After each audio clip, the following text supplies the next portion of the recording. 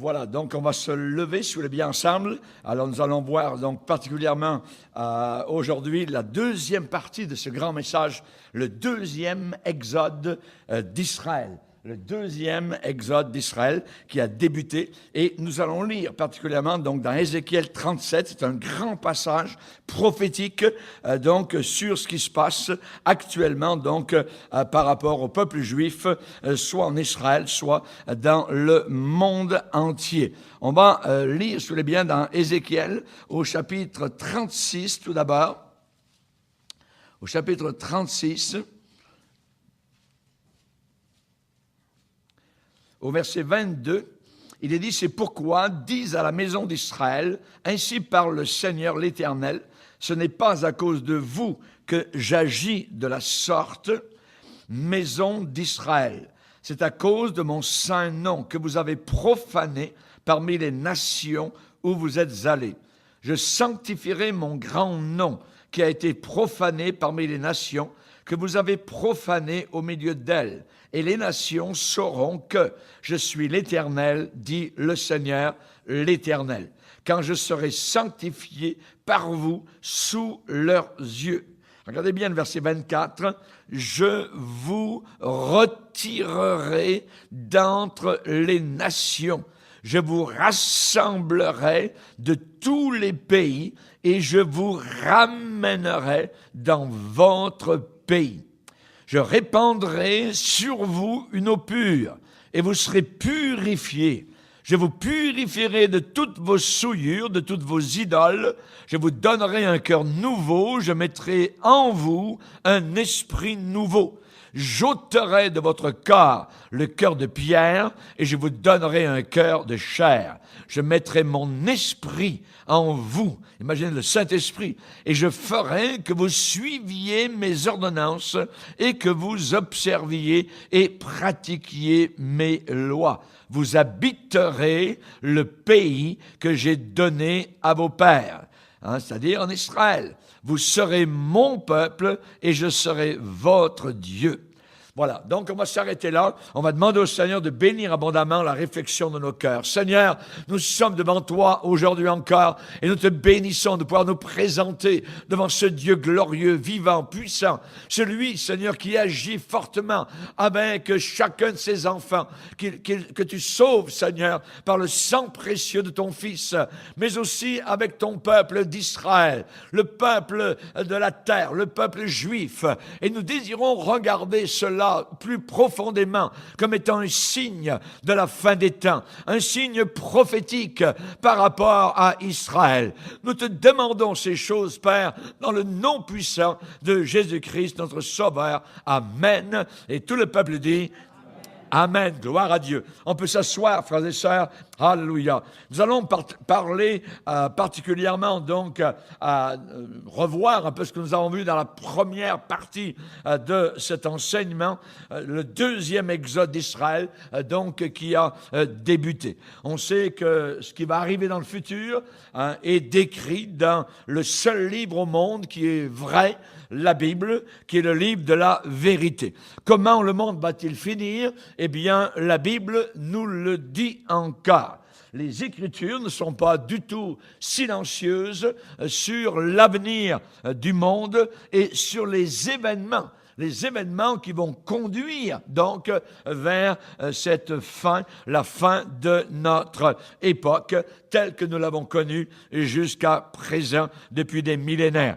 Jésus a donné à ses 12 disciples, je dirais, la colonne vertébrale de la prophétie dans Matthieu, chapitre 24, l'évangile de Matthieu, chapitre 24, alors que les disciples étaient assis devant Jérusalem, sur le mont des Oliviers. Ils avaient devant eux donc le temple qui était à leurs pieds, et ils ont posé 2 questions au Seigneur. Ils ont demandé, Seigneur, dis-nous quel sera le signe de ta venue, c'est-à-dire de ton retour. Et deuxième question, quel sera le signe de la fin du monde, la fin de cet âge? La fin du monde tel que nous le connaissons. Évidemment, il y a plusieurs signes, nous l'avons vu dans la première partie, donc plusieurs signes prophétiques dans les Écritures, qui décrivent évidemment l'époque, l'époque de la fin des temps, explosion de connaissances, nous en avons beaucoup aujourd'hui, la plaie du Moyen-Orient, nous savons que c'est un volcan prêt à exploser, c'est une poudrière, le Moyen-Orient tel que la Bible le déclare, la renaissance d'Israël, et on va donc juste le revoir, puisqu'on a parlé de long en large dans la première partie, les Juifs qui retournent chez eux, et aussi ce que nous avons comme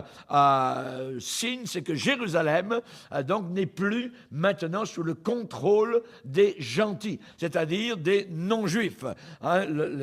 Jérusalem est contrôlée par les Juifs, depuis 1967, avec la guerre des 6 jours, particulièrement, où le drapeau de David a de nouveau flotté sur la vieille ville et la nouvelle ville de Jérusalem. Les deux parties ont été réunies ensemble, lors de ce conflit-là. Alors, ça, c'est en notre génération.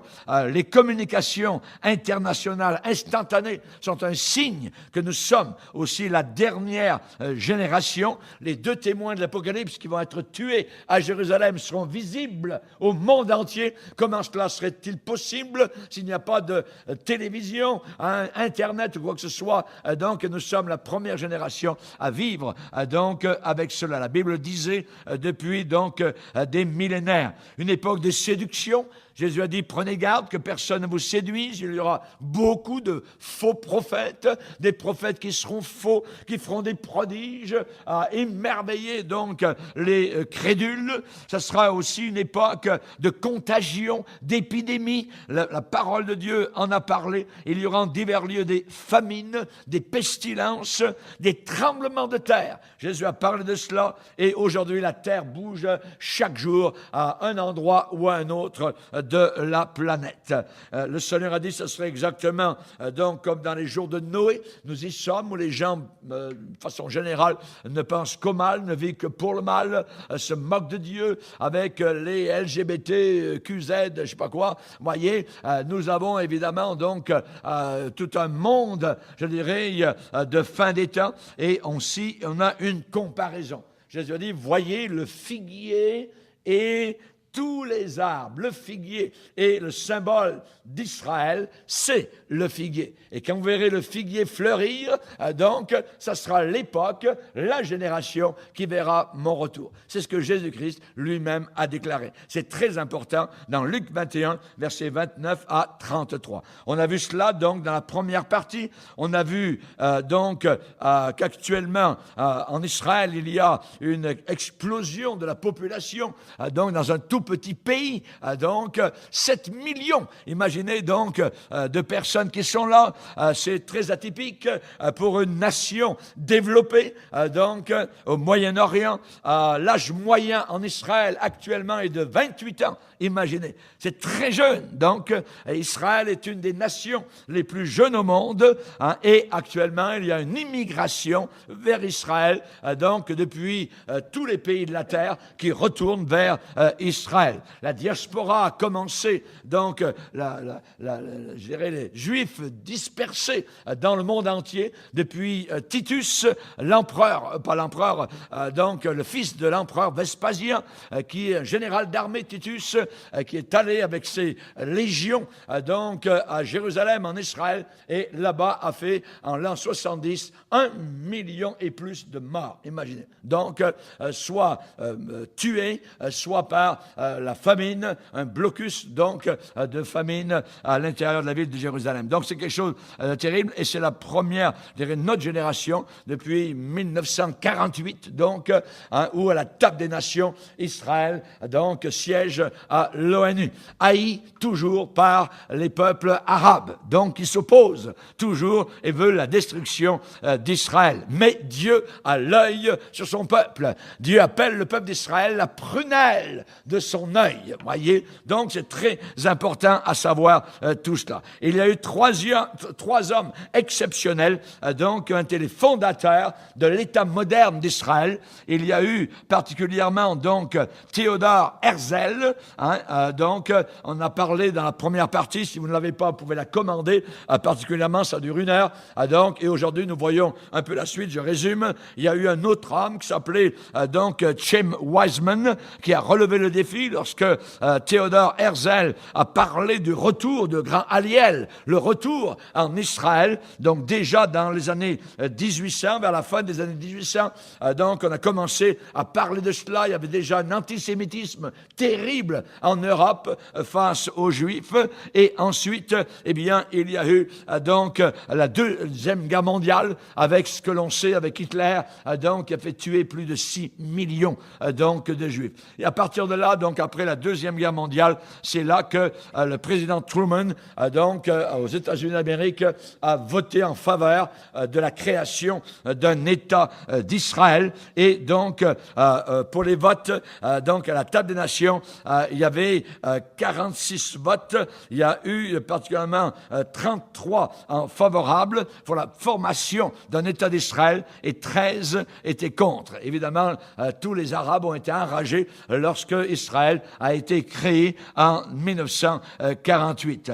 Donc, ça a été la création officielle et donc le premier, je dirais, président sur place a été David Ben Gurion, donc qui était né en Pologne et il est mort à Tel Aviv en 1973. À partir de là, les portes ont été grandes ouvertes pour que des millions de Juifs reviennent. J'ai parlé de l'opération Moïse, des Juifs noirs, donc totalement noirs, Juifs, donc d'Éthiopie, avec un pont aérien entre l'Éthiopie et Israël, donc sous la barbe des nations. Ils n'ont rien vu de cela. Et il y a eu 14 000 Juifs noirs éthiopiens qui ont été rapatriés en Israël sous une opération appelée Opération Moïse. En 36 heures, imaginez, 14 000 Juifs noirs d'Éthiopie ont été rassemblés et emmenés en 36 heures, donc par un pont aérien entre l'Afrique et Israël. Évidemment, donc,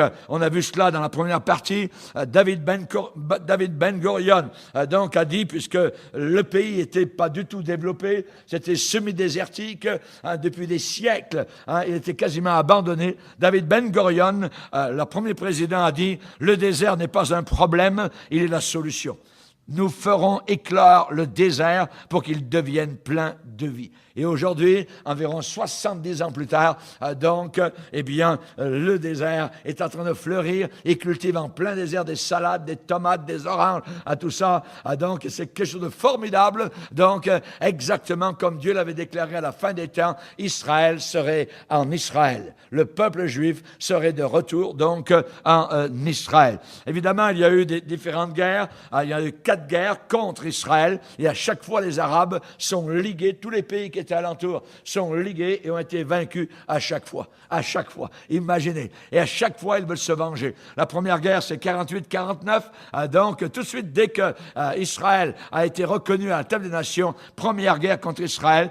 Donc, mais qu'est-ce qu'Israël a fait? Au travers de cette première guerre, ils ont agrandi leur territoire. En plus. Ouais. Alléluia. Gloire au Seigneur. La deuxième guerre était en 56. La troisième guerre en 67. La guerre des 6 jours. Et la quatrième a été en 73, la guerre du Kippour. À chaque fois, ils ont été vainqueurs. Les Égyptiens ont été obligés de quitter leur tank, amen, parce qu'ils voyaient dans le ciel des hommes armés, habillés de blanc, avec des yeux, amen, dans le ciel. Et ils quittaient, ils avaient tellement peur, amen, ils l'ont déclaré des années plus tard. Ils ne l'ont pas dit lorsque les anges, amen, étaient en train de combattre en faveur d'Israël. Que Dieu soit béni. On bénit le Seigneur, parce que même si Israël n'est pas encore sauvé, il y a un plan particulier tel que Ézéchiel l'a déclaré. Au début, le Seigneur dit, je vous rassemblerai de tous les pays, je vous ramènerai dans votre pays. Ça, c'est la première partie physique. Ils sont là, ils ne sont pas sauvés, mais il y a une deuxième partie à venir, c'est la partie spirituelle où Dieu va, à la fin des temps, leur envoyer son Saint-Esprit et leur faire reconnaître que Jésus-Christ est leur sauveur, que Jésus-Christ est le Messie. Et même, il y a un rabbin qui était rabbin était très connu en Israël, donc très âgé, et juste avant de mourir, il a déclaré à des Juifs très religieux, donc hassidiques, en disant, vous voulez savoir le nom du Messie, il s'appelle Yeshua. Amen. Il leur a dit, amen, que c'était Jésus qui était le Messie. Alléluia. Beaucoup ne croient pas, évidemment, que Jésus est le Messie encore, mais il y a une deuxième phase à venir. Je répandrai sur vous une eau pure, vous serez purifiés. Je mettrai en vous un esprit nouveau. J'ôterai votre cœur de pierre, je vous donnerai un cœur de chair. Je mettrai mon esprit en vous. Amen. Qu'est-ce que le Seigneur a fait quand il a mis son esprit en nous? Nous, les goïms, nous, les non-juifs, amen, eh bien, nous sommes devenus enfants de Dieu. Et ils vont devenir aussi ce que nous sommes aujourd'hui, amen. En un seul jour, un pays sera créé à la gloire du Seigneur. Ce que Dieu déclare, ce qu'il a dit, amen, il y a 2600 ans, au travers, amen, d'Ézéchiel, il est en train de commencer à le réaliser en ramenant, premièrement, donc, les Juifs en Israël. Maintenant, je vous ai dit, puisque l'autre jour, nous n'avions pas le temps d'achever, alors, nous étions rendus comment Dieu va-t-il ramener les Juifs de tous ces pays donc où ils ont été, je dirais, dispersés. On appelle ça la diaspora. Ils ont été donc depuis l'an 70 après Jésus-Christ. Donc ça fait plus de 2000 ans. Amen. Qui sont, il y a les Juifs de Pologne, les Juifs d'Allemagne, les Juifs de France, les Juifs d'Amérique du Sud, les Juifs de Canadiens. Les Juifs sont partout dans le monde, voyez. Mais même dans le monde, ils sont un peuple à part, voyez. Alors, comment Dieu va-t-il les ramener? Alors, nous allons voir cela. On va le lire dans Jérémie 16. Jérémie chapitre 16. Jérémie chapitre 16 et le verset 14. C'est une prophétie qui va se réaliser, qui a déjà commencé à se réaliser. C'est pourquoi, voici les jours viennent, dit l'Éternel, où l'on ne dira plus, l'Éternel est vivant, lui qui a fait monter du pays d'Égypte les enfants d'Israël, c'est-à-dire sous la conduite de Moïse, vous voyez, quand ils sont sortis d'Égypte. Mais on dira, voilà ce qu'on va dire, on va dire maintenant, l'Éternel est vivant, lui qui a fait monter les enfants d'Israël du pays du septentrion, c'est-à-dire du pays du nord, et de tous les pays où il les avait chassés. Je les ramènerai dans leur pays que j'avais donné à leur père. Regardez, verset 16. Voici, j'envoie une multitude de pécheurs. Donc, pécheurs avec un accent circonflexe, c'est-à-dire avec une canne à pêche. Une multitude de pécheurs, dit l'Éternel, et ils les pêcheront. Et après cela, j'enverrai une multitude de chasseurs, et ils les chasseront de toutes les montagnes et de toutes les collines et des fentes des rochers. Donc, on va s'arrêter là. Le processus du rassemblement du grand Ariel, le grand retour des Juifs vers leur pays, Israël. Déjà, beaucoup sont revenus, mais ce n'est qu'une infime partie. Ça va être encore, je dirais, bien plus grand, parce qu'il y a beaucoup de Juifs à l'extérieur.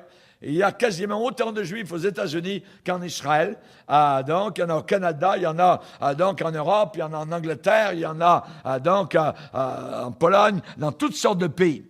Et cette prophétie de Jérémie 16 est une prophétie qui ne nous dit pas seulement ce qui va arriver dans le futur, c'est-à-dire je les ramènerai, voyez, mais cette prophétie nous dit aussi le procédé, le modus operandi, la manière avec laquelle Dieu va se servir, va utiliser pour les ramener dans leur pays. Ça veut dire le procédé. Comment ça va arriver? Comment Dieu va-t-il, tous ces Juifs de par le monde, venir, alors qu'ils sont installés, alors que dans différents pays, ils ont leur commerce, ils ont leurs habitudes, ils sont parfois mélangés avec les goïms, avec les nations, tout ça. Alors comment Dieu va-t-il procéder? Eh bien, Jérémie utilise une série de métaphores, d'illustrations, de paroles en images, donc pour nous montrer comment Dieu va s'y prendre, pour rassembler tout Israël. Jérémie chapitre 16, le verset 14 à 16, eh bien, nous avons là l'exode numéro 2. L'exode numéro 2, le deuxième exode d'Israël. Quel est le premier? C'est quand ils sont sortis d'Égypte après y avoir passé 430 ans. Le premier qui est descendu en Égypte, c'est Abraham, ils étaient 70. Quand ils sont sortis 430 ans plus tard, ils étaient plus de 2 millions donc, de personnes. Ça, c'était le premier exode. Le deuxième exode va s'accomplir à la fin des temps. À la fin des temps, à l'époque du retour de Jésus-Christ, à notre époque. Et Jérémie dit que l'exode numéro 2, donc, va totalement dépasser de loin le premier exode d'Israël du pays d'Égypte, sous la conduite de Moïse. Donc, lors de la Pâque originale du début, rappelez-vous la première Pâque, voyez, on sait particulièrement dans Exode, au chapitre 13, si on s'y rend un petit peu, voyez, chapitre 13, verset 3, Moïse dit au peuple, « Souvenez-vous de ce jour où vous êtes sortis d'Égypte, de la maison de servitude, ça veut dire de la maison d'esclavage, car c'est par sa main puissante que l'Éternel vous en a fait sortir. » Voyez? Donc, Dieu les a fait sortir la première fois par sa main puissante. Voyez? C'est ce que la Bible dit. Maintenant, on a lu tout à l'heure dans Jérémie 16, la prophétie du grand retour du deuxième exode du peuple juif de partout du monde pour retourner en Israël. Le Seigneur dit, voici les jours viennent. Les jours viennent, verset 14, où l'on ne dira plus l'Éternel est vivant, lui qui a fait monter du pays d'Égypte les enfants d'Israël, mais on va dire quoi? On va dire l'Éternel est vivant, lui qui a fait monter les enfants d'Israël du pays du septentrion. Septentrion, c'est au nord d'Israël, c'est la Russie, voyez? Et déjà de Russie, des milliers, dizaines de milliers sont déjà donc venus en avion donc jusqu'à l'aéroport Ben Gurion, donc à Tel Aviv, depuis des années, depuis 50 ans. Voyez, ils reviennent de Russie. Et ajoute Jérémie, de tous les pays où il les avait chassés. Et Dieu de dire, je les ramènerai dans leur pays. Quel pays? Le pays que j'avais donné à leur père. Le pays d'Abraham, d'Isaac et de Jacob. Voyez? Donc, nous avons là très clairement le deuxième retour donc d'Israël, le deuxième exode. Et cette prophétie est très bouleversante, est très étonnante. Elle vient du crayon de l'un des plus grands prophètes d'Israël. Et pendant plus de 3000 ans, les Juifs ont célébré quoi? Ils ont célébré l'exode de Moïse. Vous voyez? Ils ont célébré l'exode de Moïse alors qu'ils avaient été délivrés de l'esclavage d'Égypte. Voyez? Et les Juifs ont célébré cela depuis des siècles comme étant le plus grand événement de leur histoire. Sortir de l'esclavage d'Égypte. Mais, cependant, Jérémie dit qu'il va y avoir un deuxième exode si grand que le premier exode sera bien pâle en comparaison. Imaginez. Jérémie dit que le peuple montera du pays du septentrion. Vous prenez une carte, vous regardez Israël, et juste au nord, le nord, donc septentrion, ça veut dire le nord, quel pays avez-vous? Vous avez un immense pays qui a beaucoup de fuseaux horaires, voyez, aussi grand que le Canada, plus grand, c'est la Russie. C'est la Russie.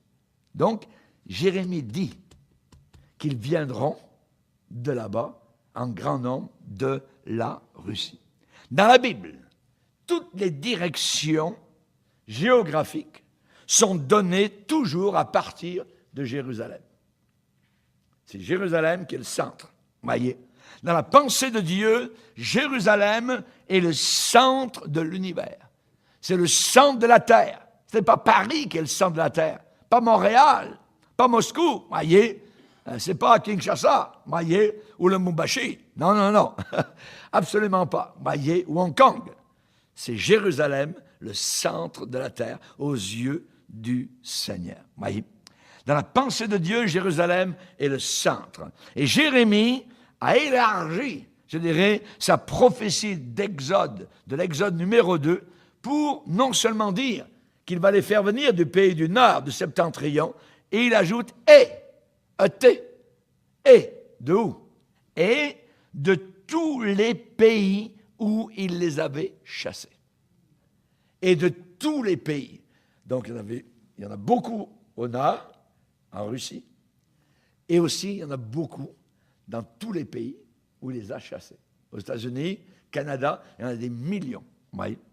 Et il va les ramener. Il va les ramener. Alors on va voir dans quelques instants comment Dieu va s'y prendre. Actuellement, il y a des représentants du grand rabbi d'Israël,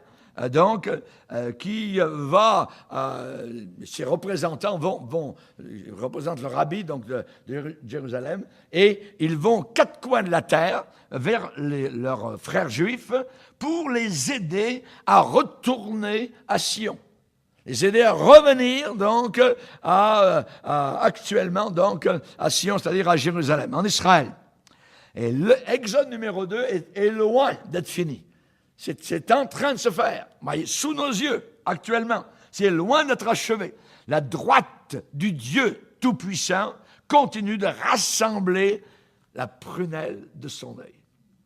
La prunelle de son œil, il la rassemble pour les ramener au pays donné à Abraham et à sa postérité il y a presque 6000 ans.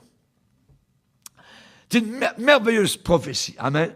Alors, comment Dieu, quel procédé utilise-t-il et va-t-il donc utiliser jusqu'au retour, évidemment, pour nous du Seigneur Jésus? Eh bien, qu'est-ce que nous avons lu? Verset 16. Jérémie 16, 16 est très important. 16, 16. Voici, j'envoie une multitude de pécheurs, dit l'Éternel, et ils les pêcheront.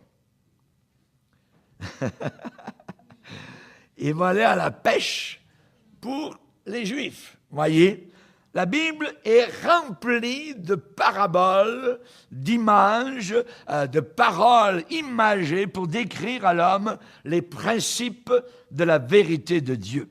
Et la prophétie de Jérémie ici, Jérémie 16, 16, très importante, eh bien, Jérémie a placé le crayon sur le parchemin et il a commencé à peindre une image très vivante des agents humains que Dieu a l'intention d'utiliser pour ramener le peuple juif en Israël. J'enverrai une multitude de pécheurs et ils les pêcheront. Après cela, j'enverrai une multitude de chasseurs et ils les chasseront de toutes les montagnes, de toutes les collines, de toutes les fentes des rochers. Le positif arrive avant le négatif. Un pêcheur, c'est plus positif qu'un chasseur. Voyez, le chasseur, c'est coup de fusil. Voyez, pouf, pouf. Voyez, le pêcheur, c'est un canne à pêche. Voyez. Donc, le positif avec Dieu arrive en premier. Premièrement des pêcheurs, ensuite, deuxièmement, des chasseurs. La grâce et la miséricorde avant le jugement. Les pécheurs avant les chasseurs. Les pécheurs. Dieu a déjà commencé à envoyer des pécheurs en Israël. On les appelle les sionistes. Les sionistes, ce sont ceux qui veulent du pays d'Israël, tel que la Bible l'enseigne, tel que Dieu le leur a donné. Donc Dieu a envoyé des pécheurs, des grands hommes. On l'a vu la première fois, donc dans la première partie. Il a envoyé des pécheurs comme Théodore Herzl. Théodore Herzl, Wiseman, sont des pécheurs qui ont lancé un appel pour que les Juifs d'Europe, donc à partir des années 1800, au début du 20e siècle, déjà au congrès de Bâle, à Basel, donc en Suisse, les Juifs sont réunis, et Théodore Herzl leur a dit, il faut que nous ayons un foyer juif, un pays à nous. Il faut retourner vers le pays de nos pères. C'était des pécheurs. Voyez, je vous enverrai des pécheurs. Ils ont lancé un appel pour que les Juifs d'Europe et du monde viennent en Israël pour établir un État juif. Un État juif, voyez. Et les Juifs, donc, ont été encouragés par ce mouvement sioniste, encouragés à échapper alors qu'il restait encore du temps. Pourquoi? Parce que la situation était en train de se dégrader en Europe. Et on le sait avec la venue donc de Hitler, qui a exterminé, qui a pris pour cible tous les Juifs. Avec Eichmann, rappelez-vous, donc la solution finale et les camps, évidemment, de la mort, comme Auschwitz, tout ça. Donc, en tout, environ 6 millions donc, de Juifs ont disparu totalement. Donc, quand Dieu a envoyé les pécheurs, Dieu savait que la situation allait s'empirer. Mais ce n'est pas tous les Juifs qui ont écouté ça. Beaucoup ne sont pas revenus. Vous voyez, ils ont préféré rester là où ils étaient et faire commerce, ainsi de suite. Vous voyez, la situation des Juifs d'Europe allait empirer et non pas s'améliorer. Un pêcheur de poissons, c'est quelqu'un qui attire à lui sa cible avec un appât.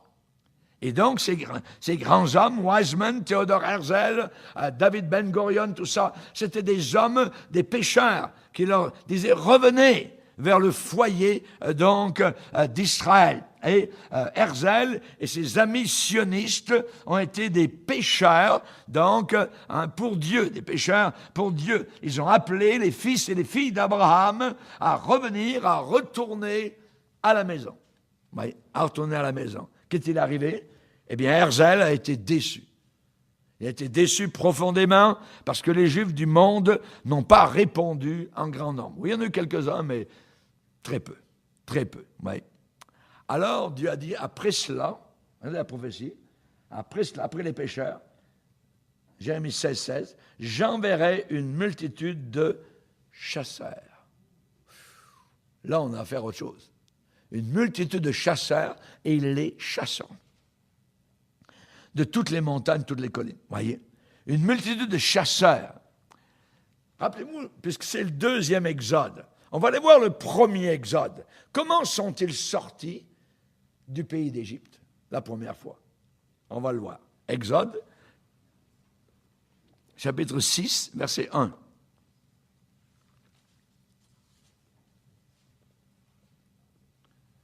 Exode, chapitre 6, verset 1. L'Éternel dit à Moïse, tu verras maintenant ce que je ferai à Pharaon. Une main puissante le forcera, l'obligera à les laisser aller. Une main puissante le forcera à les, notez le verbe, chasser. À les chasser de son pays. On va aller voir maintenant dans Exode 12, verset 31. 12, 31. Dans la nuit même, Pharaon appela Moïse et Aaron et leur dit, levez-vous, sortez du milieu de mon peuple, vous et les enfants d'Israël. Allez, servez l'Éternel comme vous l'avez dit. Prenez vos brebis et vos bœufs comme vous l'avez dit. Allez et bénissez-moi. Les Égyptiens pressaient le peuple juif, et avaient hâte de les renvoyer du pays, car ils disaient, nous périrons tous. Donc, ils ont été comme chassés, voyez, du pays d'Égypte. On va les voir maintenant dans Exode 13, 3. Exode 13, 3. Moïse dit au peuple, souvenez-vous de ce jour, vous êtes sortis du pays d'Égypte, de la maison de servitude, car c'est par sa main puissante que l'Éternel vous en a fait sortir. On va aller maintenant dans Deutéronome, chapitre 4. Deutéronome, un peu plus loin, chapitre 4, verset 34. Deutéronome 4, 34. Fut-il jamais un Dieu qui essaya de venir prendre à lui une nation du milieu d'une nation, par des épreuves, des signes, des miracles et des combats à main forte et à bras étendus et avec des prodiges de terreur, comme l'a fait pour vous l'Éternel, votre Dieu, en Égypte et sous vos yeux. » Donc Dieu est venu les prendre et les Égyptiens les ont chassés. Allez-vous-en, voyez. Et ici, dans le 2e Exode, à la fin des temps, nous, le peuple d'Israël, qui est dispersé dans le monde entier, eh bien, ils vont aussi être chassés. Ils vont aussi être chassés. Puisque le Seigneur a dit, j'enverrai des pécheurs et ensuite j'enverrai des chasseurs. Des chasseurs. Une multitude de chasseurs et ils les chasseront. Le chasseur, c'est qui? Le chasseur, c'est quelqu'un qui poursuit sa cible avec force. Quelqu'un qui poursuit sa cible. Personne ne pouvait voir, je dirais, ou envisager les horreurs de l'Holocauste. Alors, durant la Deuxième Guerre mondiale, c'est inimaginable ce qui est arrivé au peuple juif. Les nazis d'Hitler, voyez, ont poussé littéralement le peuple juif à retourner, ceux qui ont resté en vie, voyez, à retourner vers le seul foyer, le seul État que Dieu voulait pour les Juifs, c'est-à-dire le pays d'Israël. Le pays d'Israël. Alléluia. Et je me tiens là avec vous ce soir, étonné, très étonné, de la véracité de la parole de Dieu. L'exactitude, la précision de la Bible, la justesse, l'actualité, voyez, combien la parole de Dieu n'est pas à peu près, elle est exacte, elle a un caractère précis, elle a une pertinence à l'époque dans laquelle nous sommes. Et actuellement, ce que nous voyons, c'est que nous le voyons maintenant depuis juste quelques années, depuis 10 ans, 15 ans, la montée, de nouveau, une montée d'antisémitisme, c'est-à-dire anti-juif, une haine contre le peuple juif, contre le peuple d'Israël. Et évidemment, en même temps, on est frappé de voir cela, mais en même temps, on est frappé de voir quoi? On est frappé d'étonnement, de stupeur et d'émerveillement devant l'amour de Dieu pour le peuple juif. L'amour de Dieu sans limite, sans fond, pour Israël et pour le peuple juif. Oui. Actuellement en Europe, puisque le Seigneur dit « j'enverrai une multitude de chasseurs », le sentiment antisémite n'a jamais atteint maintenant, dans nos années, un tel sommet en Europe occidentale. Depuis la Deuxième Guerre mondiale, ça n'a jamais été aussi élevé au point de vue haine contre les Juifs. Rendez-vous compte, voyez. Si nous croyons ce qu'on appelle la Jewish Agency for Israel, l'agence juive pour Israël, eh bien, c'est eux qui le déclarent et ils le vivent comme juifs. Parfois, on est obligé de mettre des policiers, donc, en France, devant les synagogues juives, voyez, pour les protéger. Souvent, les antisémites font exploser les synagogues, vont dans les cimetières où il y a des juifs, enlever les pierres tombales, les arroser de produits en mettant la croix gammée dessus. Donc, une haine vraiment terrible.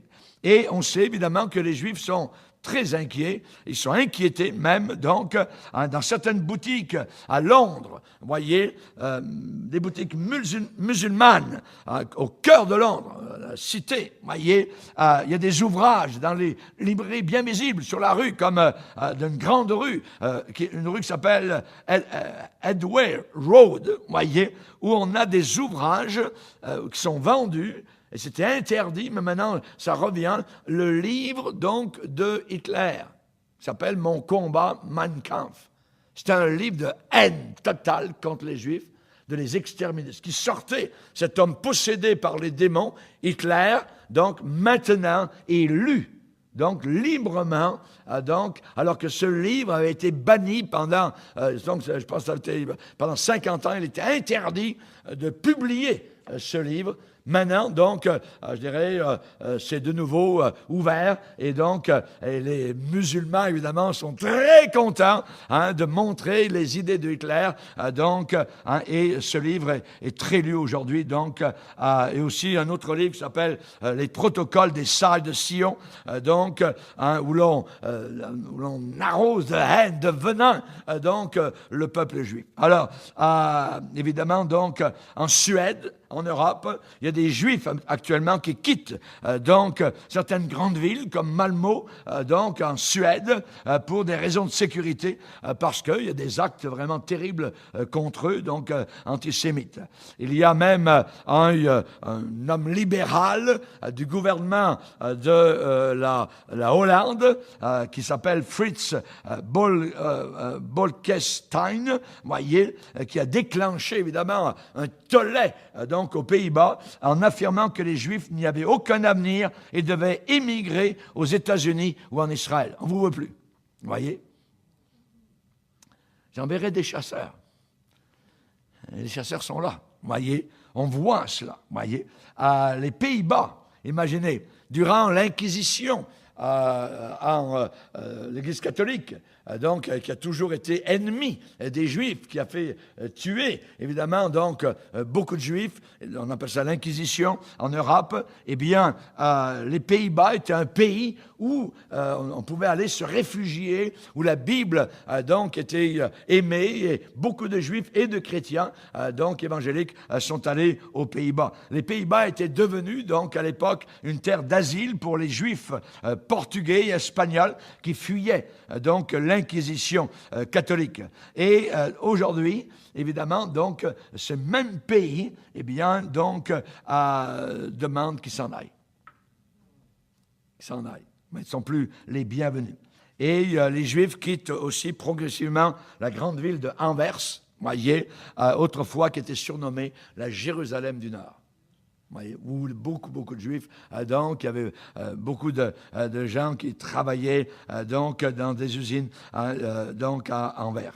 Et dans tous ces cas, évidemment, ce qu'on a, c'est l'accroissement d'un sentiment contre-juif, anti-juif, antisémite, qui s'accompagne en même temps, évidemment, vous le savez, d'une montée de l'islam. L'islam est anti-juif,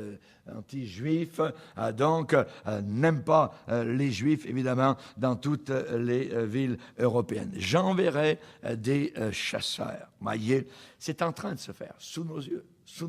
Et beaucoup retournent. Voyez, il y a beaucoup de juifs français qui actuellement retournent en Israël. Dieu, c'est Dieu.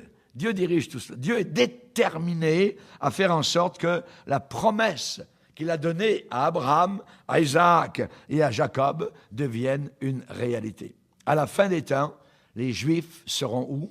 Dans leur pays. Ils seront revenus. Ils seront en Israël. Et déjà, amen, au Moyen-Orient, il y a une seule démocratie, et c'est Israël. Au gouvernement d'Israël, à la Knesset, vous avez une opposition, vous avez le gouvernement qui est là, et c'est le seul pays démocratique de toute la région. Mais les islamistes, les Arabes haïssent ce pays et font tout, évidemment, pour noircir Israël, alors que très souvent, ils sont juste en train de se défendre contre, évidemment, les Palestiniens qui essaient, évidemment, toujours d'attaquer les Israélites. Il y a aussi une autre image. Là, je vais donner l'image des pêcheurs et des chasseurs. Il y a une autre image, c'est l'image du potier. Cette image que nous utilisons souvent, comme chrétiens aussi, on l'utilise. Vous êtes dans ma main, dit le Seigneur. Et Dieu dit à Jérémie, va-t'en descendre là-bas au fond de la ruelle, tout ça, et tu verras, tu entreras dans la maison du potier, et là, je te parlerai. On va la relire. Jérémie 18. Jérémie 18.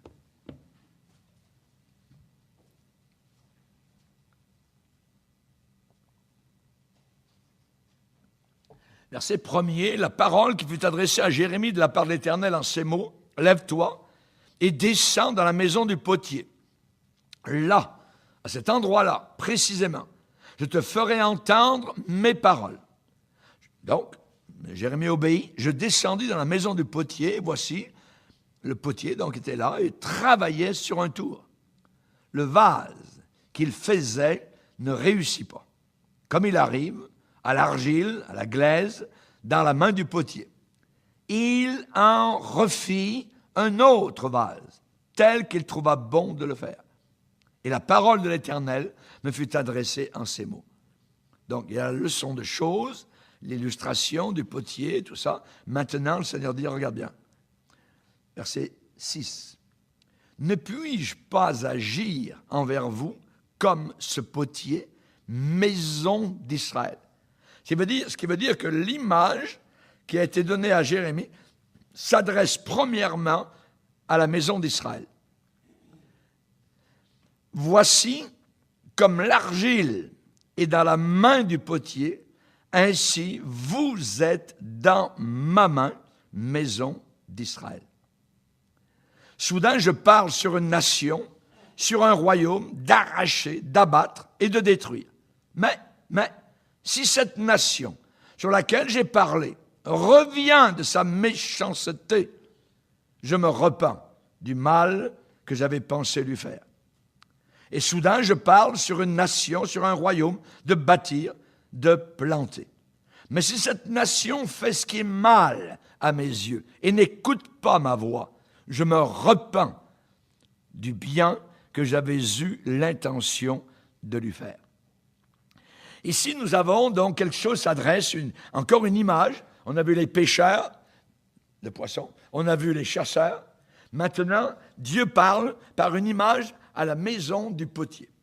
Jérémie présente donc, ici au chapitre 18, cette image pleine de vie du procédé que Dieu va utiliser pour amener Israël vers sa destinée divine. Dieu dit à Jérémie de descendre dans la maison du potier et qu'il sera lui-même le potier. Donc Dieu va être le potier, c'est très clair, et que la nation d'Israël sera sur, je dirais, dans sa main, sur le tour, voyez, dans la main du Seigneur. Et on sait, historiquement, que la première fois où Dieu s'est préparé à mouler Israël, il a vu que l'argile a été gâchée dans sa main. Vous relisez, ils sont sortis d'Égypte et tout de suite, ils sont corrompus.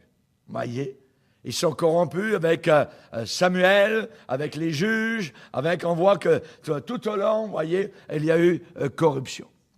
Donc l'argile gâchée dans sa main. Mais Dieu n'a pas jeté l'argile loin de lui. Non. Dieu a comme écrasé l'argile sur le tour, et il en a refait, avec ce même argile, un autre vase, comme il y pensait, comme il le désirait, comme il le voulait. Donc Dieu a formé avec cette pâte, cette glaise, une deuxième poterie pour que le destin divin du peuple juif se réalise selon son propre plan éternel.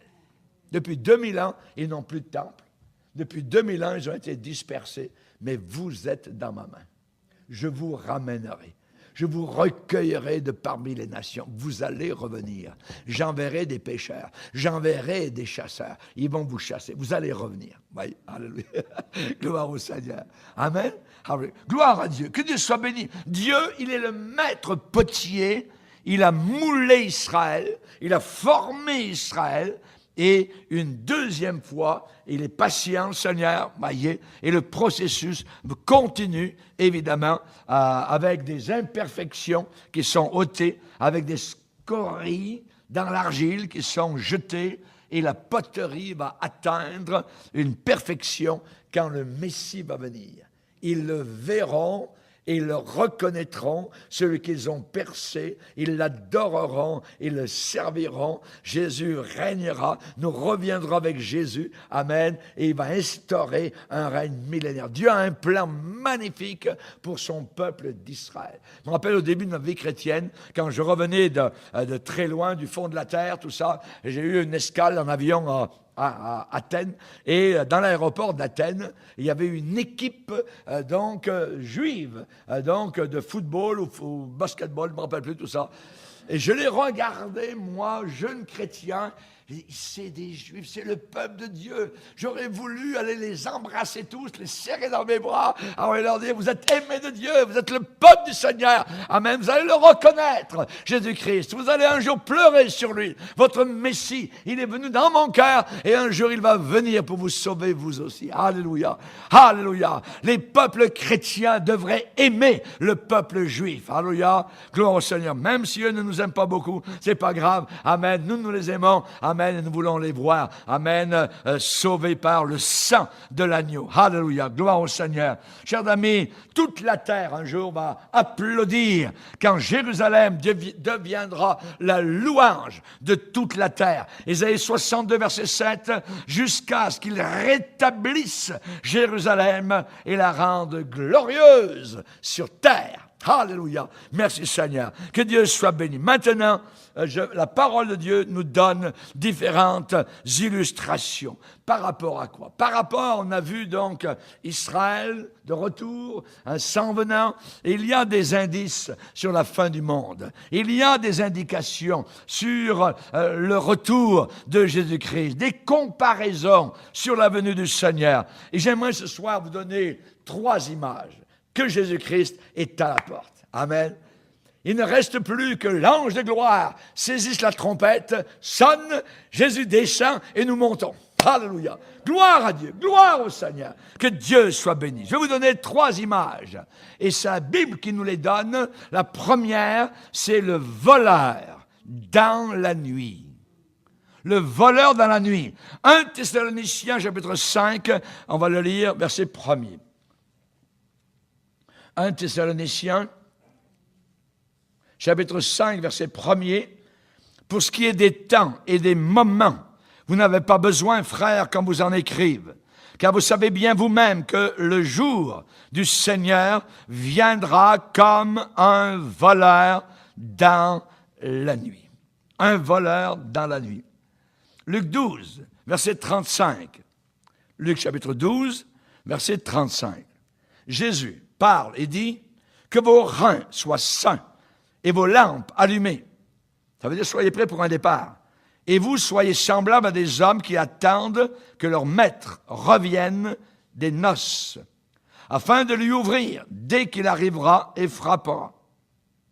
Heureux ces serviteurs que le maître à son arrivée trouvera veillant. Je vous le dis en vérité, il se ceindra, les fera mettre à table et s'approchera pour les servir. Est-ce possible?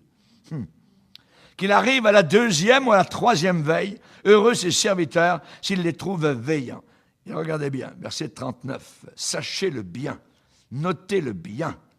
Si le maître de la maison savait à quelle heure le voleur doit venir, il veillerait et ne laisserait pas percer sa maison, défoncer sa porte. Voyez. Vous aussi, tenez-vous prêts, car le Fils de l'homme viendra à l'heure où vous n'y penserez pas. À l'heure où vous n'y penserez pas. Donc ici aussi, on parle de voleur.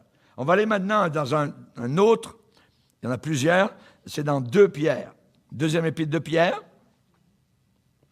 chapitre 3 et le verset 10. 2e épître de Pierre, chapitre 3, verset 10. Le jour du Seigneur viendra comme un voleur. En ce jour, les cieux passeront avec fracas, les éléments embrasés, on parle de flammes, se dissoudront et la terre, avec les œuvres qu'elle renferme, sera consumée. Le jour du Seigneur viendra comme un voleur.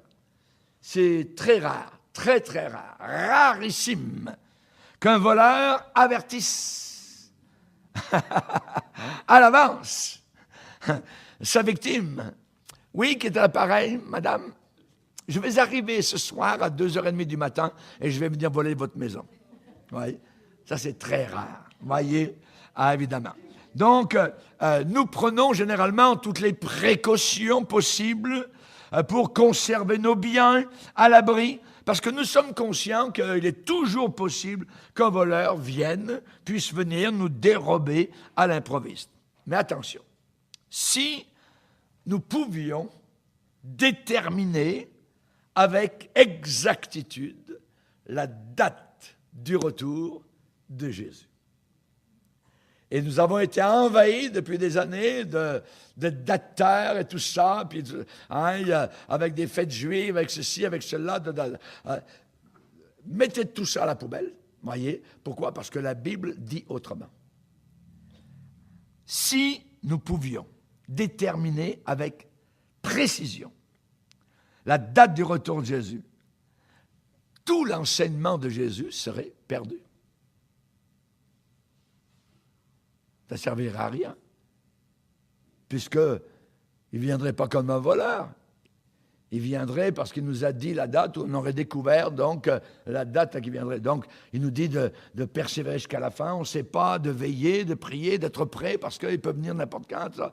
Donc, si on savait tout cet enseignement de Jésus, eh bien, ne servirait absolument à rien. Si vous saviez, par exemple, que Jésus doit venir cette année, le 21 décembre, beaucoup diraient « Parfait!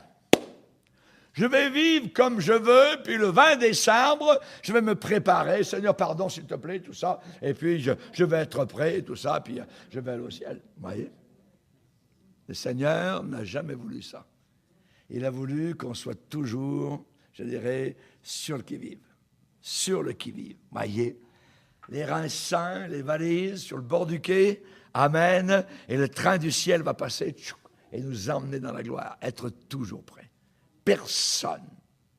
Et j'aimerais que nous puissions nous rappeler, voyez, ce que Jésus a enseigné. Et notez l'expression « savoir » dans Matthieu 24, verset 36. Matthieu 24, verset 36. Pour ce qui est du jour et de l'heure, personne ne le sait. Ça, il faut, je dirais, le frapper au burin, je dirais, dans le coco. Personne ne le sait. Ni les anges des cieux, ni le Fils, mais le Père seul. Regardez le verset 42.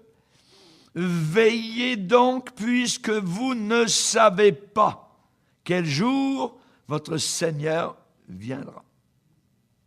Verset 44, c'est pourquoi vous aussi tenez-vous prêts, car le Fils de l'homme viendra à l'heure où vous n'y penserez pas.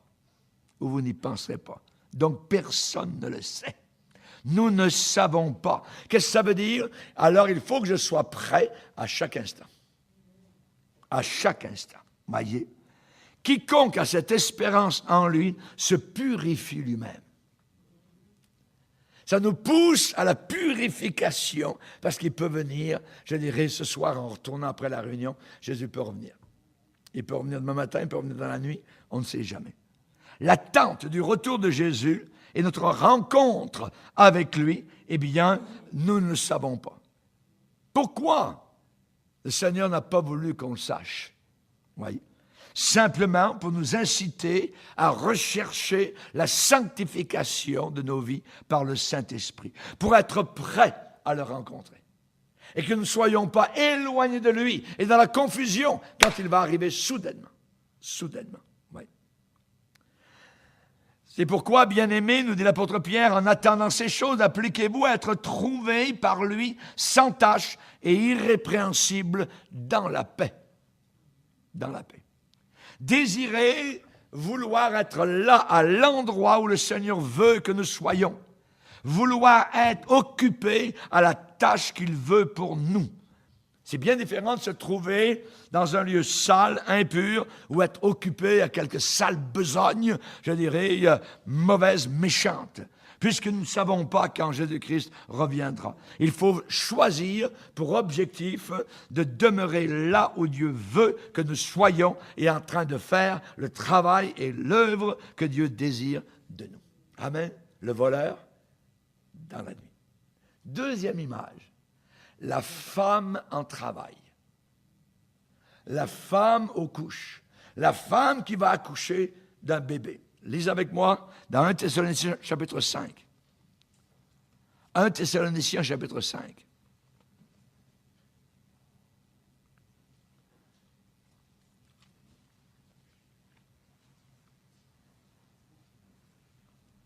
Il est dit au verset 3, quand les hommes diront paix et sûreté, paix et sécurité, ça va bien, finalement, bon, on est arrivé à avoir la paix. Allah, une ruine soudaine les surprendra comme les douleurs surprennent la femme enceinte et ils n'échapperont pas. Quand une femme entre en travail, il se passe différentes. Nous avons cet exemple-là maintenant. Quand une femme entre en travail, la première chose qui se passe, le procédé, quand il débute, ce procédé ne peut plus être arrêté. Il ne peut plus être enrayé, stoppé. La venue de l'enfant est certaine. Et la femme est sujette à une série de chocs, de contractions, de douleurs, de cris, de pleurs. Voyez, les contractions vont en s'intensifiant à mesure que la naissance approche. Et de la même façon, une fois enclenchés les cataclysmes qui doivent s'abattre sur le monde avec le retour visible de Jésus-Christ, eh bien, ces événements vont continuer à s'aggraver à mesure que s'approchera le dénouement final. Il n'y a pas de retour. La femme ne peut pas garder le bébé dans son sein une fois que les contractions ont commencé. C'est impossible. Ensuite, une femme, quand elle est entrée en travail, personne ne peut s'y opposer. Qui va s'y opposer? Même si quelqu'un essaie d'intervenir. Et les souffrances des derniers temps ne peuvent connaître un terme, une fin, par une intervention humaine, par un gouvernement humain, par un dirigeant politique ou même un dirigeant religieux. C'est impossible. Personne ne sera capable d'empêcher que la situation s'aggrave. Personne ne sera capable de freiner ou même d'accélérer les événements qui s'enclencheront, qui sont mis en route. Voyez, exactement comme les os de la femme crèvent. Les os de la femme crèvent, voyez, au moment de la naissance du bébé, eh bien, le point de rupture prophétisé autrefois dans la parole de Dieu devra se réaliser. Et troisièmement, lorsqu'un enfant naît, la mère oublie aussitôt. Elle ne garde plus à l'esprit les souffrances de ses couches, mais se réjouit d'avoir donné vie. Cette image s'applique parfaitement à l'événement central, le retour de Jésus-Christ en puissance et en gloire. Jésus a dit, la femme, quand elle enfante, éprouve de la tristesse parce que son heure est venue. Mais quand elle a donné le jour à l'enfant, elle ne se souvient plus de la souffrance à cause de la joie qu'elle a de ce qu'un homme est né dans le monde. Vous aussi, donc, vous aussi. Maintenant, vous êtes dans la tristesse. Mais je vous reverrai et votre cœur se réjouira et personne ne vous enlèvera votre joie. Jésus mettra ensuite fin à notre époque actuelle de péché, d'iniquité. Il va établir son règne millénaire de paix, de justice sur la terre. Tous les peuples se réjouiront de la bonté du Seigneur, de la grandeur de son royaume, et ils oublieront les affres, les angoisses des temps anciens. Ces jours actuels seront passés, jours de douleur. Et une dernière image, c'est le figuier qui fleurit. On va le lire dans Luc 21, quand vous savez que le figuier, c'est Israël. Luc 21, verset 29. J'ai jamais assez de temps. Vous voyez, c'est ça mon problème. Luc 21, la Bible dit rachetez le temps. Je cours après le temps. Luc 21, verset 29. Voyez le figuier. Donc, regardez bien le figuier. Regardez bien Israël. Et tous les arbres, les nations, dès qu'ils ont poussé, vous connaissez de vous-même, en regardant, en observant, que déjà l'été, c'est-à-dire la récolte, est proche. De même, quand vous verrez ces choses arriver, sachez que le royaume de Dieu est proche. Je vous le dis en vérité, cette génération, donc qui verra, je dirais, Israël revenir dans son pays, cette génération ne passera point que tout cela n'arrive. Le ciel et la terre passeront, mais mes paroles ne passeront pas. Et c'est ensuite le Seigneur qui va dire, prenez garde à vous-même, que vos cœurs ne s'apesantissent par les excès du manger, du boire, les soucis de la vie, que ce jour n'arrive sur vous à l'improviste, tout ça. Vous relirez cela. Il faut avoir la force d'échapper. Amen. Je rassemblerai Israël. Je rassemblerai. Le Seigneur étendra une deuxième fois sa main. Il les rassemblera des quatre extrémités de la terre. Ésaïe 11, versets 11 et 12. Jérémie 31, verset 10. Nations, écoutez la parole de l'Éternel. Publiez-la dans les îles lointaines. Dites, celui qui a dispersé Israël le rassemblera. Il le gardera comme le berger garde son troupeau. Je vous rassemblerai. Rassembler, qu'est-ce que ça veut dire? Eh bien, ça veut dire les attrouper, les grouper, les rallier, les unir, les réunir, les concentrer, les assembler, les masser, les recueillir, les agglomérer. Alléluia! Gloire à Dieu! Depuis 2000 ans, ils ont été dispersés, isolés, disséminés, éparpillés. Ils seront unis en Israël. Et la génération qui verra le retour d'Israël verra en même temps le retour du Seigneur Jésus-Christ. Selon Luc 21. Mais nous ne savons ni le jour, ni l'heure, mais c'est cette génération. Jésus l'a dit, relisez bien Luc 21. Les douleurs de l'enfantement disent que nous allons vers une nouvelle époque. Vers une nouvelle époque. Alléluia, gloire au Seigneur. Quand ces choses commenceront à arriver. Quand elles commenceront à arriver. Amen. Gloire au Seigneur. Il faut que j'arrête. Amen. Alléluia. Alléluia. Seigneur, ne me donne pas assez de temps. Amen. J'essaie d'avoir un élastique, amen, dans le temps, amen, mais hélas, en tout cas, que le Seigneur soit béni, amen, quand ces choses commenceront à arriver, relevez la tête, amen, redressez-vous. Pourquoi? Parce que peut-être on a penché le dos. Parce que l'échine peut-être en train de plier sous le poids des soucis, des difficultés, des épreuves, tout ça, légalisation de la drogue, les tueries, ceci, les LGBT, tout ce que nous voyons. Mais Seigneur, hein, ça nous dit une chose, il y a quelque chose qui est en train d'arriver, il y a un enfantement d'autre chose, amen, d'un royaume de gloire où Christ va régner. Avant cela, il viendra chercher ses enfants, les enlèvera de la planète Terre, amen. Alors la gloire, Seigneur, j'ai aimé l'image quand Daniel l'autre jour a prêché, amen, qu'il a raconté quand une guerre arrive, la première chose que le pays fait, c'est ramener tous ses ambassadeurs dans le pays. Amen. Alors, le Seigneur va ramener tous ses ambassadeurs dans notre pays, dans la gloire. Ensuite, sur la terre, va arriver une période terrible de 7 ans. Amen. Nous sommes les ambassadeurs. Amen. Et avant que ça n'arrive, amen, le jour, la nuit, je ne sais quand, nous entendrons le son de la trompette. Amen. Le Seigneur Jésus-Christ lui-même, j'aime le mot lui-même, en personne, descendra du ciel et nous en un instant nous monterons à la hauteur des nuages et ainsi nous serons toujours avec le Seigneur. Paul va dire aux Philippiens, aux Thessaloniciens, consolez-vous donc les uns les autres par de telles paroles. Quelle consolation, quel encouragement. Amen. Attendons-le. Il revient, c'est certain. Alléluia. Levons-nous devant le Seigneur. On va l'adorer, le bénir, le glorifier. Alléluia. Oh, gloire et honneur à ton nom, Seigneur. Alléluia. Nous désirons, Seigneur, te célébrer, te bénir, Seigneur. Alléluia. Tu es sur le point, Seigneur, de descendre de ton trône, Seigneur, et venir nous chercher, venir nous rencontrer. Alléluia. Gloire et honneur à toi, Seigneur.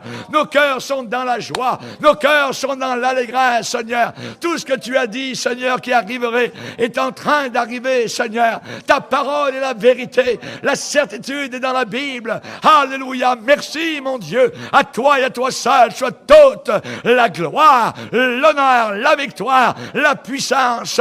Alléluia, la sagesse, le règne t'appartiennent à jamais, au siècle des siècles. Alléluia, alléluia. Sois béni notre Père, sois béni Jésus. Tu es notre agneau, tu es notre frère. Nous sommes co-héritiers avec toi d'un règne de gloire que tu as préparé. Merci Seigneur, merci Seigneur. Alléluia, alléluia. Oh, béni soit le nom de Jésus. Alléluia, gloire à Dieu. On va louer le Seigneur, on va le chanter.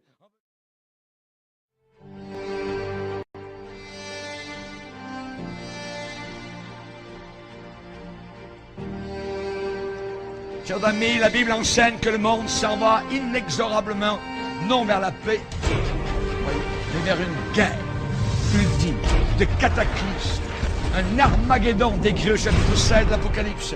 Et avant d'arriver au paroxysme, cet holocauste, les choses iront en se détériorant, les choses vont aller de mal en pire, le monde s'enfoncera toujours de plus en plus dans le chaos, la confusion et le péché. Plus on approchera de la fin, les guerres vont augmenter. Le taux de criminalité va monter en flèche. Les crises économiques seront de plus en plus graves. Les catastrophes naturelles sans précédent, tremblements de terre, inondations, famine, épidémies, pestilences, tout cela a été décrit dans la parole du Seigneur. Et toutes ces calamités marqueront le déchaînement de la colère de Dieu sur notre monde impie et rebelle.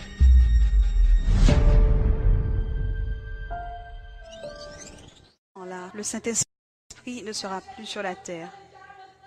En ce temps-là, il ne sera plus sur la terre. J'ai commencé à avoir un trafic énorme. J'ai commencé à avoir des accidents. Toutes les personnes qui étaient appelées avant, il me dit, ils chercheront la mort, mais la mort ne sera plus. La mort ne sera plus dans ce temps-là. Et précisément, j'ai commencé à voir que là, il y avait des personnes amères. J'ai commencé à voir comment circulaient des revues qui disaient « Des millions de personnes ont disparu ». Beaucoup de ceux qui savaient que Christ venait pour un peuple saint et aussi ceux qui avaient connaissance de sa parole pleuraient dans les rues. Il y en avait tant, mais ils ne pouvaient rien faire. Et le Seigneur ferma l'écran et il me dit « Je viens là chercher un peuple saint. Je viens bientôt chercher mon Église. Veille sur ce que tu fais pour accomplir ce que je t'ai demandé. Dis à mon peuple que je reviens d'ici peu. Dis à mon peuple que je reviens déjà. »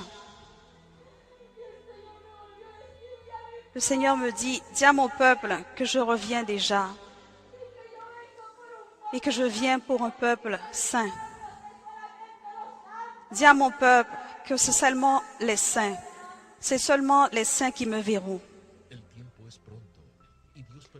Le temps est proche. Le Seigneur a permis de signaler et révéler à l'humanité ce qui arrivera.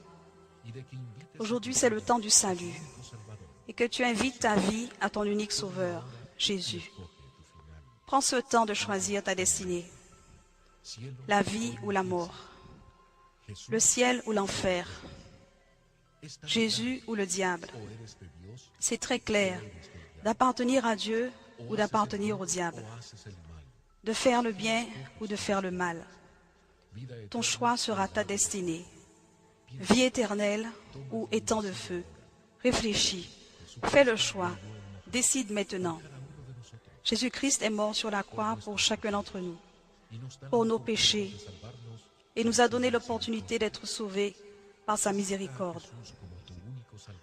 Accepte Jésus comme ton unique sauveur. Tous l'ont écouté et l'ont vu. Que ce moment, vous le viviez comme un appel.